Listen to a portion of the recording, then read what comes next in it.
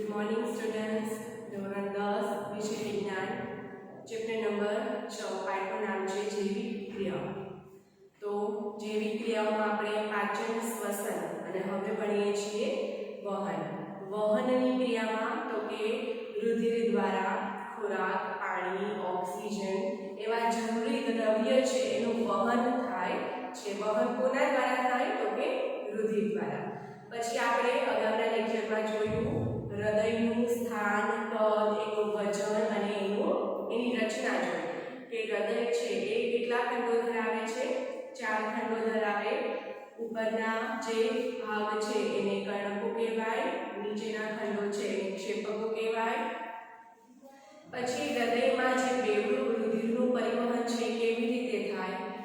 ડાબા ખંડમાં તો કે ફુફુસીય શિરાઓ દ્વારા ઓક્સિજનયુક્ત રુધિર આવે કર્ણકોમાં। ઓકે, જ્યારે એનું શિથિલન થાય એટલે કે એનું વિસ્તરણ થાય, હૃદય સતત ધબકતું રહેતું હોય ત્યારે એક ધબકાર એટલે તો કે વિસ્તરણ પામીને સંકોચન પામે તો એક ધબકાર આપણે કહીએ।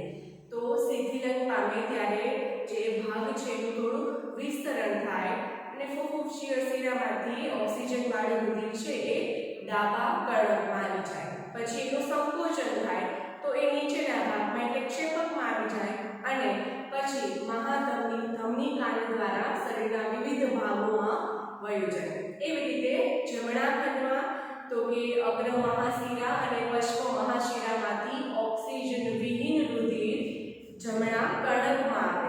ઓકે, જ્યારે એ શિથિલન પામે, વિસ્તરણ પામે પછી એનું સંકોચન થાય તો એ નીચેના ભાગમાં ક્ષેપકમાં આવી જાય।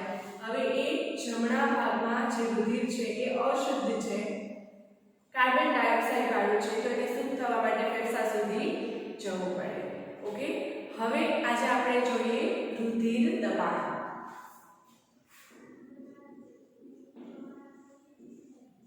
રુધિર દબાણ એટલે શું? તો કે રુધિર છે જે નલિકાઓમાં વહન પામે છે એને કહેવાય રુધિર વાહિનીઓ। ઓકે, કઈ કઈ રુધિર વાહિનીઓ? ધમની, શિરા, રુધિર કેશિકાઓ વગેરે। ચલો, રુધિર જે નલિકાઓમાં વહન પામે છે તેને રુધિર વાહિનીઓ કહે છે।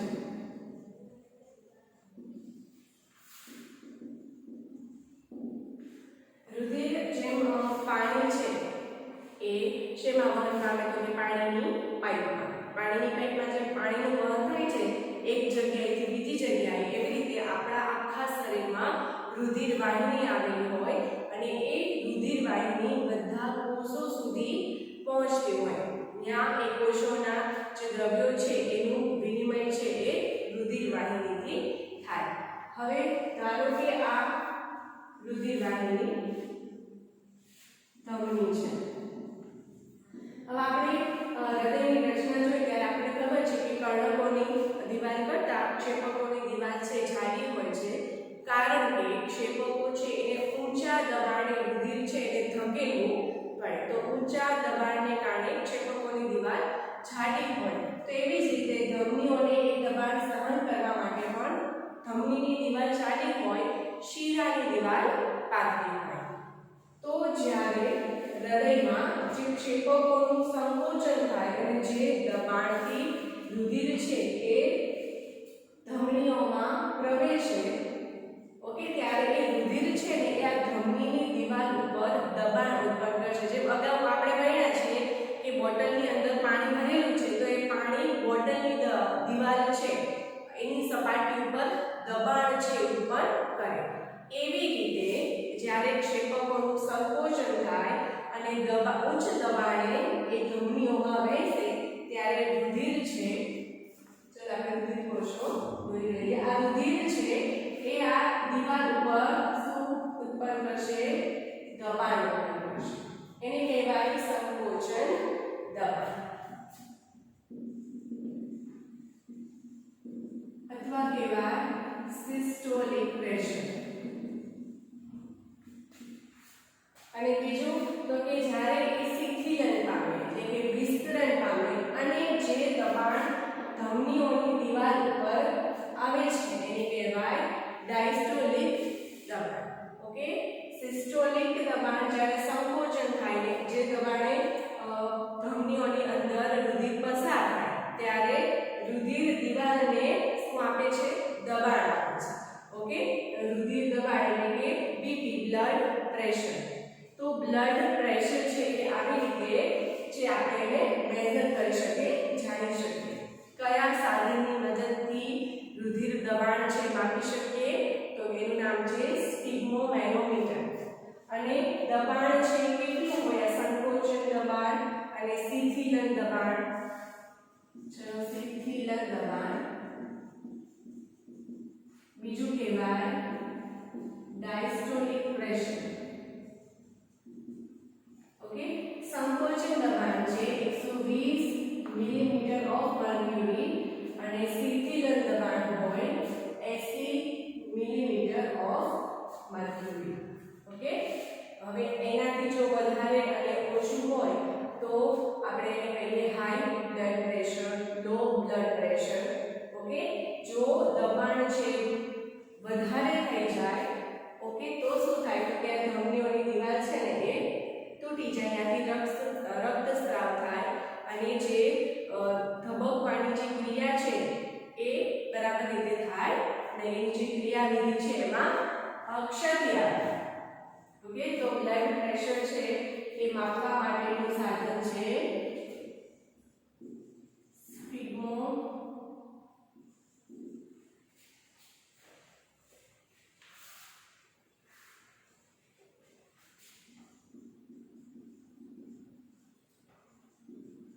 મેનોમીટર. ઓકે, સ્ફિગ્મોમેનોમીટર થી આપણે રુધિર દબાણ છે જાણી શકીએ. સિસ્ટોલિક પ્રેશર એટલે સંકોચન દબાણ, જ્યારે હૃદયનું ક્ષેપકનું સંકોચન થાય ને જે દબાણ છે એ રુધિર ધમનીઓની દિવાલ ઉપર આપે એ સંકોચન દબાણ એ 120 મિલીમીટર ઓફ મર્ક્યુરી. અને શિથિલન દબાણ જ્યારે ક્ષેપક છે પાછું વિસ્તરણ પામે, સંકોચન શિથિલન એ ક્રિયા તો લયબદ્ધ રીતે હૃદયની અંદર થવાની છે, તો એને કહેવાય શિથિલન દબાણ જે છે 80 મિલીમીટર ઓફ મર્ક્યુરી. તો આ આપણે પહેલા રુધિર દબાણ. હવે આપણે જોઈએ રુધિર વાહિનીઓ.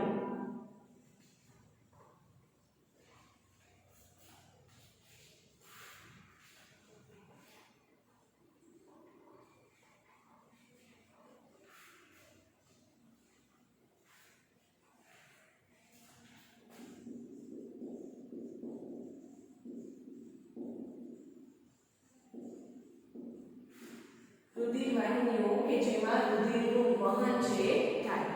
ચલો, કઈ કઈ રુધિર વાહિનીઓ? ધમની અને શિરા. ચલો, સૌથી પહેલા ધમની કોને કહેવાય? તો કે તમે અગાઉના ધોરણમાં પણ ભણી ગયા છો કે જે રુધિર વાહિનીમાં ઓક્સિજન યુક્ત રુધિરનું વહન થાય એને કહેવાય ધમની. અને ધમનીની દિવાલ છે એ કેવી હોય? જાડી અને સ્થિતિસ્થાપક હોય. પછી બીજું છે શિરા.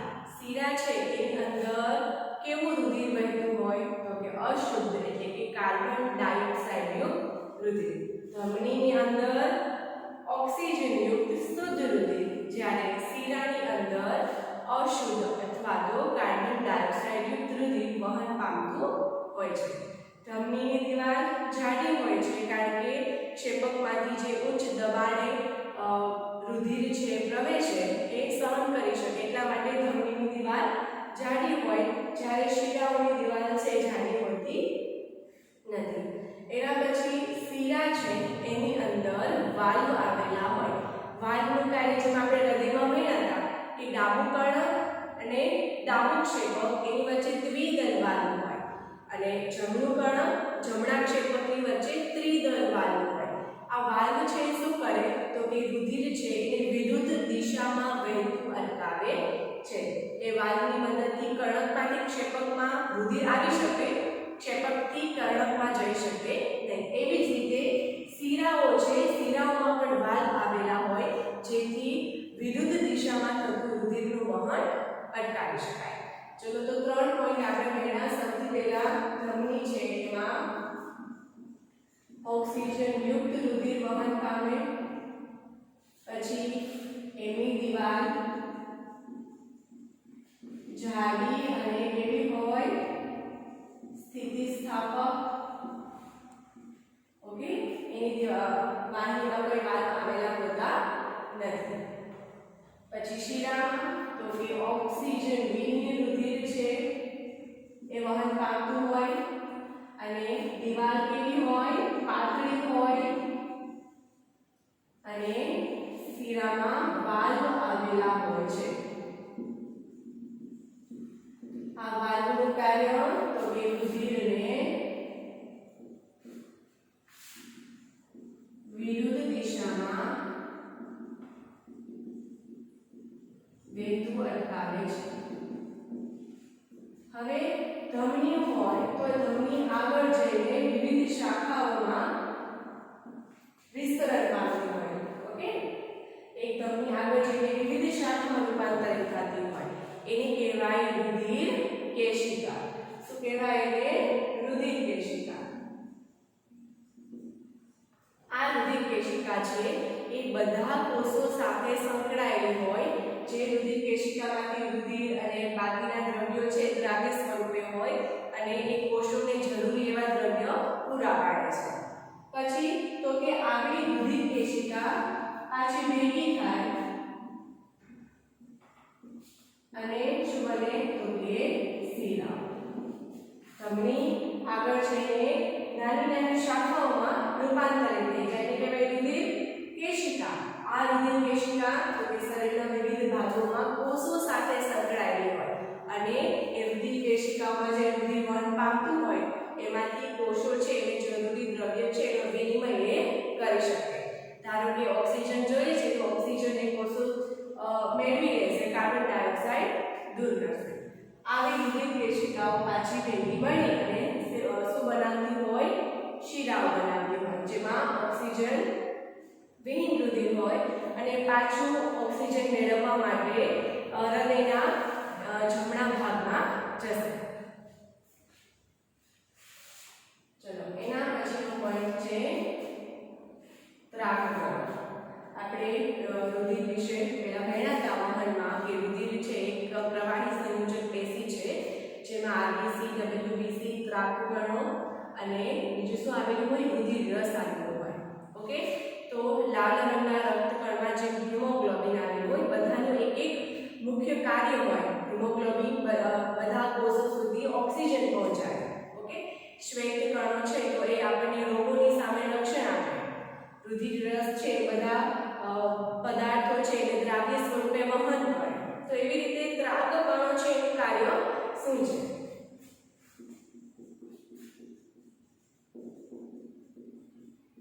રુધિરમાં આવેલા ત્રાકકણો છે એ ધારો કે કોઈ રુધિર વાહિની છે કે જેમાં રુધિરનું વહન થાય છે.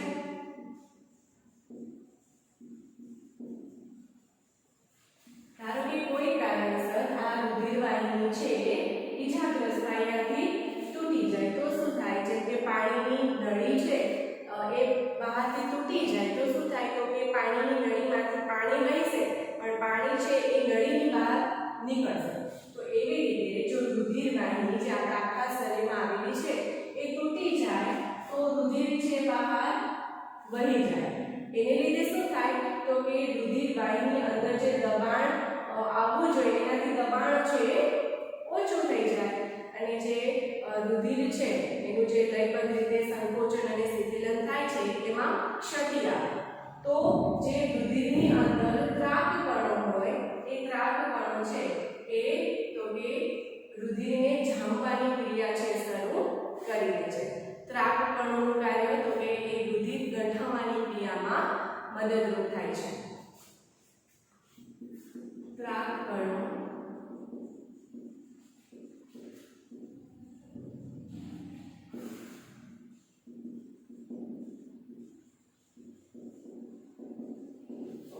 આવી રીતે રુધિરમાં આવેલા ત્રાકકણો છે ધારો કે રુધિર વાહિની તૂટી જાય, આપણે પણ પડીએ, ચામડી છે નીકળી જાય તો રુધિર વાહિનીઓ ત્યાંથી તૂટી જાય એટલે આપણને શરીરમાંથી રુધિર છે વહેતું થાય. જો ઘા છે ખૂબ નાનો હોય તો એ મેળે જ રુધિર છે એ બહાર નીકળવાનું બંધ કરી દે. શું કામ? તો કે આ રુધિર ગઠાવાની ક્રિયા થઈ જાય, રુધિર વાહિની બંધ થઈ જાય એટલે રુધિર છે બહાર વહી શકે નહીં. તો આ રુધિર જમવાની જે ક્રિયા, ગઠાવાની જે ક્રિયા છે એ ક્રિયામાં આપણને કોણ મદદરૂપ થાય? તો કે રુધિરમાં આવેલા દ્રાવકો.